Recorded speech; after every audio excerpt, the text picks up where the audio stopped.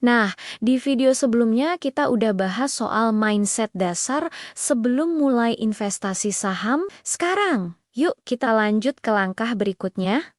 Gimana sih cara milih saham yang bagus? Pertama, kita harus tahu dulu, apa sih ciri-ciri perusahaan yang bagus buat investasi? Sederhananya, perusahaan bagus itu punya produk atau jasa yang kita kenal, kita pakai, dan bakal terus dibutuhkan orang banyak. Mereka juga punya keunggulan kompetitif yang kuat, jadi nggak gampang disaingi. Coba deh pikirin, produk apa yang sering kamu lihat di sekitar? Itu bisa jadi awal yang baik. Setelah ketemu perusahaannya, langkah kedua adalah check up kesehatannya lewat laporan keuangan. Nggak perlu jadi akuntan kok. Cukup perhatikan 3 hal simple ini. Pertama, apakah pendapatannya terus bertumbuh dari tahun ke tahun? Kedua, apakah laba bersihnya juga ikut naik? Dan ketiga, yang penting banget, apakah utangnya nggak lebih besar dari modalnya? Perusahaan yang sehat itu kayak orang. Pendapatannya naik, untungnya ada, dan utangnya terkendali. Lanjut, kita belajar baca grafik saham. Nggak usah pusing sama garis-garis rumit. Untuk pemula, fokus aja sama tren jangka panjangnya. Coba lihat grafik dalam periode 1 tahun atau bahkan 5 tahun.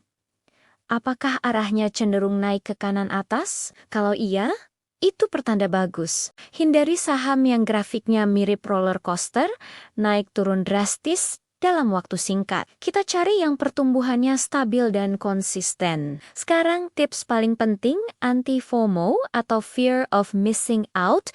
Jangan pernah beli saham cuma karena lagi viral atau semua orang lagi ngomongin. Ikut-ikutan tanpa riset, itu resep paling jitu buat rugi. Selalu kembali ke analisis kamu sendiri. Percaya sama pilihanmu yang sudah kamu riset dengan baik, bukan karena ikat-ikatan tren sesaat. Sebagai contoh, kita sering dengar istilah saham blue chip. Ini adalah saham dari perusahaan besar, mapan, dan punya reputasi bagus. Biasanya mereka adalah pemimpin pasar di industrinya. Contohnya di Indonesia ada saham-saham di sektor perbankan besar atau barang konsumsi yang produknya kita pakai sehari-hari. Saham blue chip ini cocok buat pemula karena risikonya cenderung lebih rendah dan pertumbuhannya lebih stabil dalam jangka panjang. Ingat ya, investasi itu maraton, bukan lari cepat. Butuh kesabaran